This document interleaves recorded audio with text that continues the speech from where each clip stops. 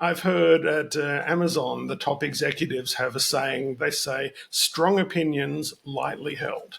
They don't want their top executives to be diffident about anything. They expect everyone to have identified what they think is the right thing to do and argue for it, argue passionately for it, but be prepared to discard that for any reason, right? Maybe there's better evidence. Maybe it's as simple as someone saying, that sounds good, but sorry, the answer's got to be no.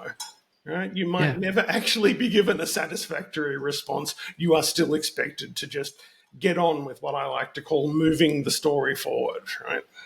Yeah, and that strong opinions weakly held is something that I've lived by for a good 15, maybe more years. But again, it's been weaponized. I have been in one company where it was viewed as a weakness that I changed my mind. I vehemently argued for one thing, and then 2 days later, a couple of engineers confronted me, made a case. I wasn't thoroughly convinced, so they got a bit more data, and we agreed that I'd review it. And I sat there and went, okay, yeah, I agree.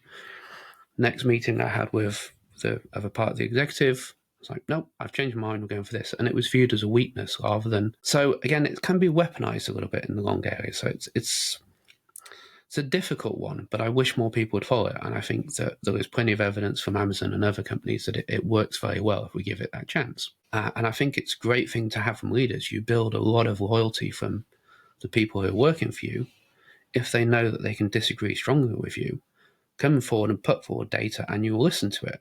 And as you say, there were times when I had to go back to them on some other things and say, no, I can't get into the details of why, but no, you can't do what you're asking, because there were things that I knew as an executive that meant that we couldn't do that, and I couldn't share them for legal reasons.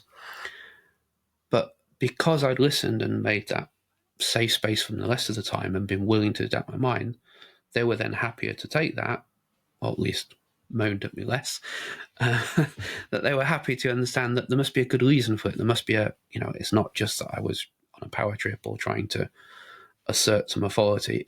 There was a reason, and I couldn't explain it